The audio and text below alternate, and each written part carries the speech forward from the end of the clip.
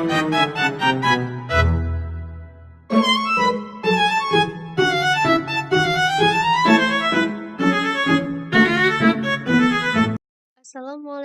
warahmatullahi wabarakatuh. Selamat malam tutor. Perkenalkan, nama saya Justisia Salma Husna dengan nomor induk mahasiswa 053973385 dari UT Daerah UT 45 Daerah Istimewa Yogyakarta dengan program studi statistika.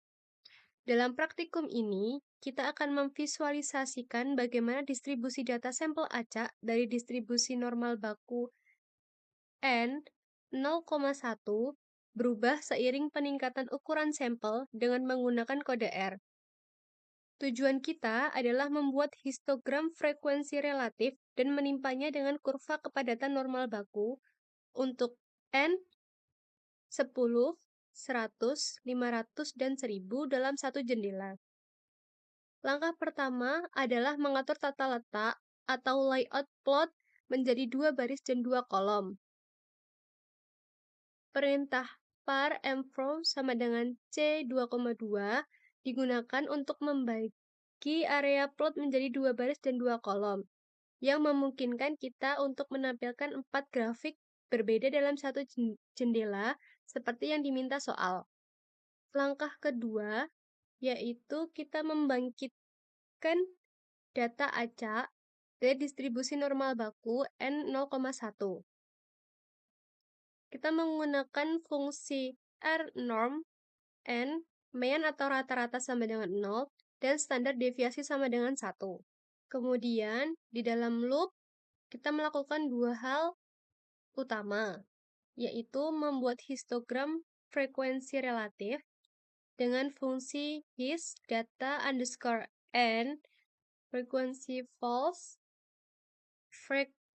False ini sangat penting karena ini mengubah histogram dari hitungan atau frekuensi menjadi kepadatan density, sehingga bisa dibandingkan langsung dengan kurva teoritis. Yang kedua, yaitu menambahkan kurva fungsi kepadatan probabilitas atau PDF normal ke histogram. Menambahkan kurva kepadatan normal dengan fungsi curve the norm, X sama dengan mean sama dengan 0, standar deviasi sama dengan 1. The norm adalah fungsi PDF normal dan add true menimpanya di atas histogram. Lalu saya menggunakan kembali fungsi par mfro sama dengan C1,1 untuk mengembalikan layout plot ke default. Mari kita amati hasilnya. Kita melihat 4 plot, masing-masing untuk N10, N100, N500, dan N sama dengan 1000.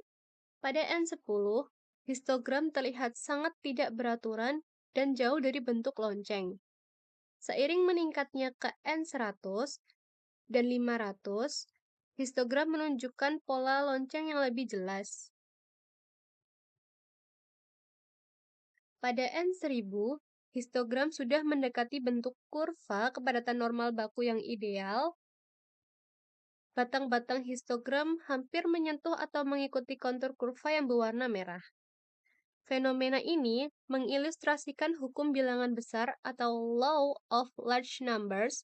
Ini menunjukkan bahwa semakin besar ukuran sampel acak, distribusi frekuensi relatif dari sampel tersebut akan semakin akurat mereplikasi distribusi probabilitas teoritis dari mana sampel itu diambil.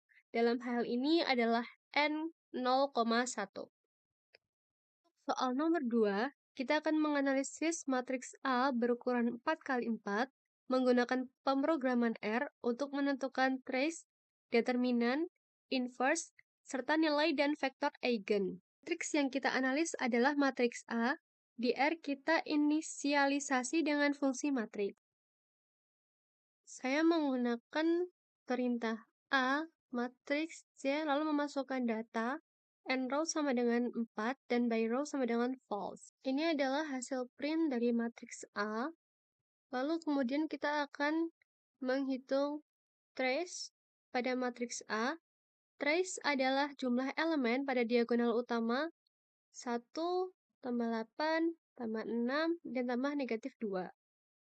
Di R, kita menggunakan kombinasi fungsi sum diag dalam kurung A dengan hasil trace dari matriks A adalah 13. Selanjutnya, kita akan menghitung determinan. Determinan dari matriks A menggunakan fungsi R adalah determinan dalam kurung A. Lalu dihasilkan determinan dari matriks A adalah negatif 96. Mari kita cek singularitasnya.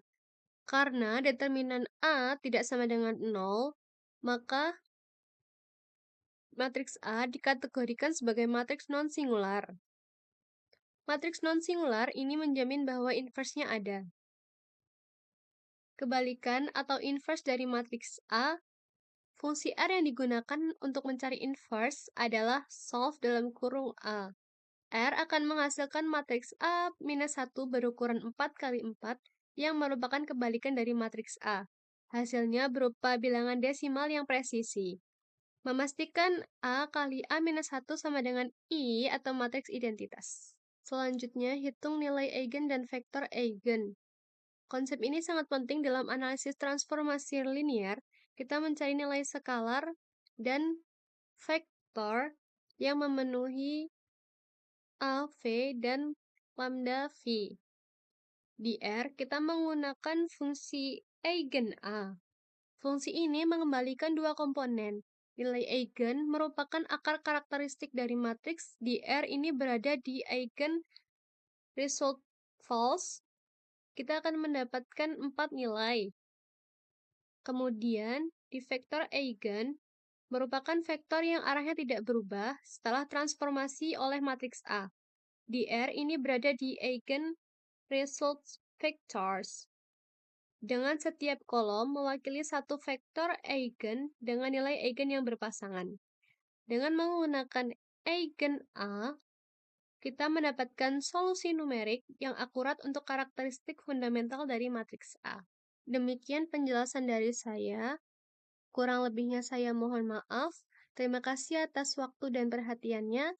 Wassalamualaikum warahmatullahi wabarakatuh.